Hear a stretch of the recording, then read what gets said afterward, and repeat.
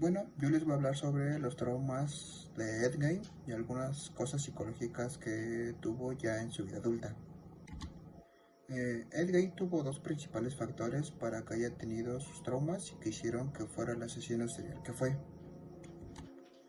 El primer componente fue el maltrato que sufría de niño y su familia disfuncional.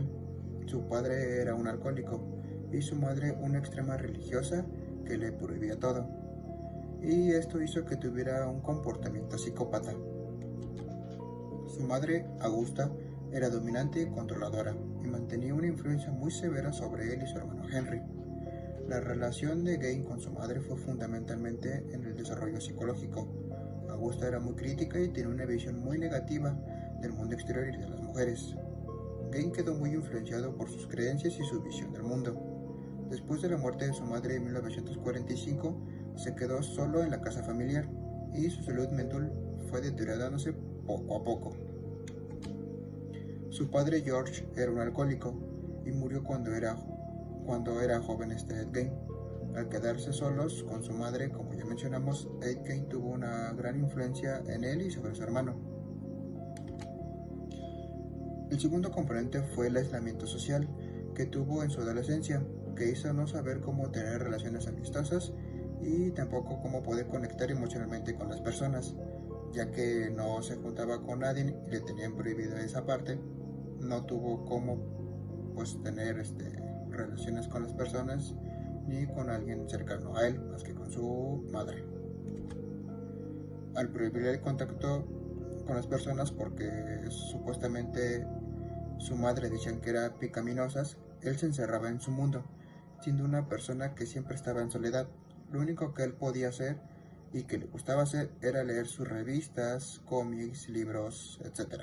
Cosas que tenía, que justamente eran de muertes, asesinatos, torturas y depravaciones.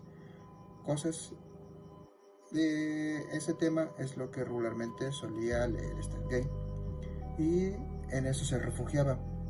Esta fue una razón y un punto que forjaría la personalidad que desarrollaría Ed Gein en su vida ya adulta.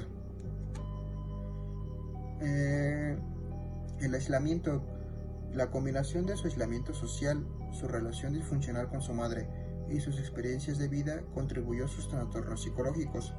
Su aislamiento después de la muerte de su madre le dejó sin una figura que moderara su conducta, y esto probablemente facilitó el desarrollo de sus comportamientos perturbadores. Antes de entrar a los problemas psicológicos, al momento de que su madre muere, como no tenía quien lo mediera, quien le dijera o quien lo detuviera, Ed Gein intentó de alguna forma seguir teniendo ese contacto con su madre. De hecho, hubo un tiempo, un rato donde él, a pesar de que su madre ya había muerto, la seguía viendo y la seguía escuchando y le seguía dando instrucciones de qué hacer o cómo comportarse. Y ahí es donde empezó con los problemas psicológicos. Ed Gein mostró signos de trastorno psicótico y psicópata. A lo largo de su vida, tuvo comportamientos cada vez más aberrantes, incluyendo el robo de cuerpos y la elaboración de artículos con restos humanos.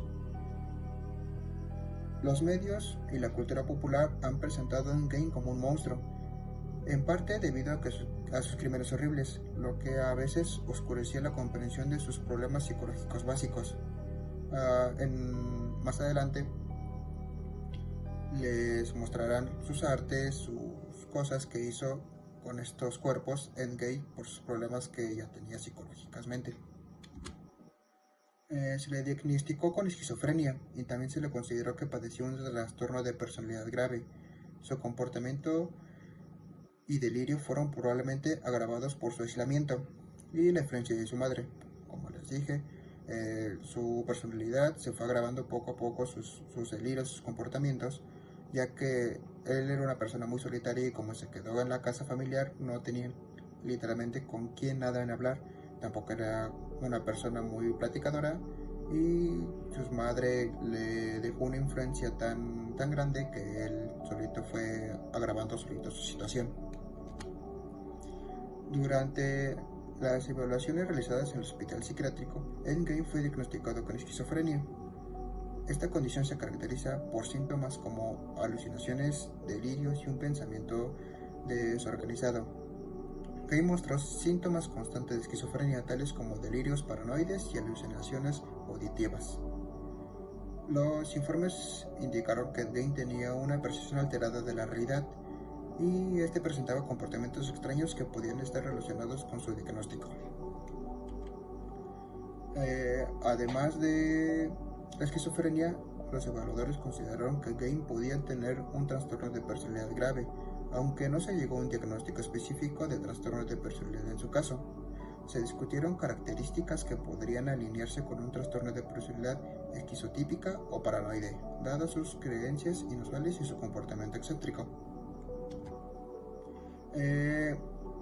Una evaluación que tuvo él para ser juzgado al principio de 1957 para enfrentar su primer juicio, se determinó que no estaba mentalmente apto para ser juzgado, lo que le llevó a que fuera ingresado a un hospital psiquiátrico, donde le hicieron las pruebas para que revelara que tiene esquizofrenia y para recibir tanto como un tratamiento y para seguir la evaluación constantemente. Mientras estaba en el hospital, Gane fue sometido a evaluaciones psicológicas continuas para monitorear su estado mental. Los informes indicaron que mostraba un funcionamiento mental muy deteriorado, con síntomas de paranoia, desorganización del pensamiento y una fuerte inclinación hacia las creencias delirantes. Gane recibió tratamiento psiquiátrico que incluía terapias y medicamentos para controlar sus síntomas. Sin embargo, dado a lo grave que era ya su enfermedad mental, el tratamiento no logró restaurar completamente su estabilidad, solamente lo mantenía a raya.